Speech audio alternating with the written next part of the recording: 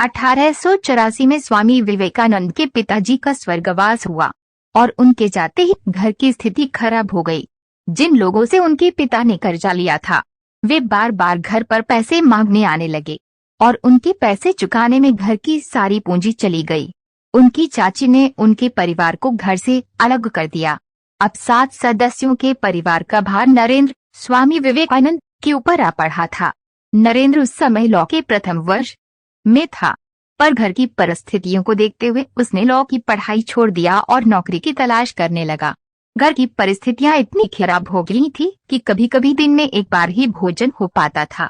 नरेंद्र दिन भर कंपनियों के और ऑफिसों के चक्कर लगता था ताकि एक नौकरी मिल सके जिससे घर का खर्चा चल सके, पर बहुत प्रयास करने पर भी कोई नौकरी नहीं मिली।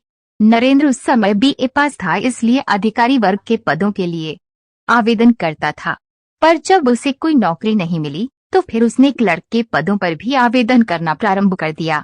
दिन भर भूखे प्यासे पैदल चलकर उसने कई इंटरव्यू दिए, पर कहीं भी उसे एक नौकरी नहीं मिल सकी। इसी तरह एक दिन जब वह इंटरव्यू में रिजेक्ट होकर लौट रहा था, तभी अचानक सड़क के किनारे बेहोश होकर गिर पड़ा। जब उसे होश आया तब वह घर पर था, लेकिन अब उसका भगवान पर से विश्वास उठ गया। उसने मन ही मन सोचा, यदि भगवान होते तो क्या इतने प्रयास करने पर भी सफलता न देते। यह बात किसी ने जाकर दक्षिणेश्वर के काली मंदिर में श्री रामकृष्ण परमहंस को बताई। उन्होंने कहा, नहीं, ऐसा नहीं हो सकता।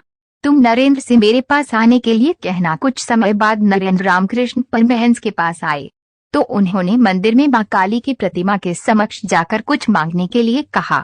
नरेंद्र मंदिर में गया और ध्यानस्थ बैठकर आ गया। परमहंस जी ने पूछा, क्या मांगा? उसने कहा, ज्ञान और भक्ति। परमहंस जी ने कहा, तुमने अपने घर की समस्या के बारे में तो कुछ मांगा ही नहीं। जाओ, फिर से जाओ और अपनी बात कह कर आओ।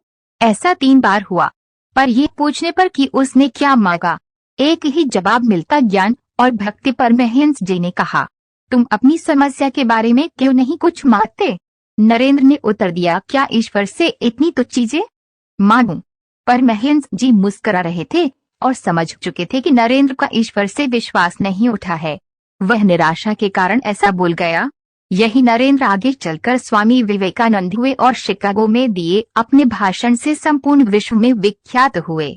मित्रों, नरेंद्र जिस दौर से गुजरा वह दौर बहुतों की जिंदगी में आता है, पर ऐसा होने पर आप घबराएं नहीं और निराश तो बिल्कुल भी न हो।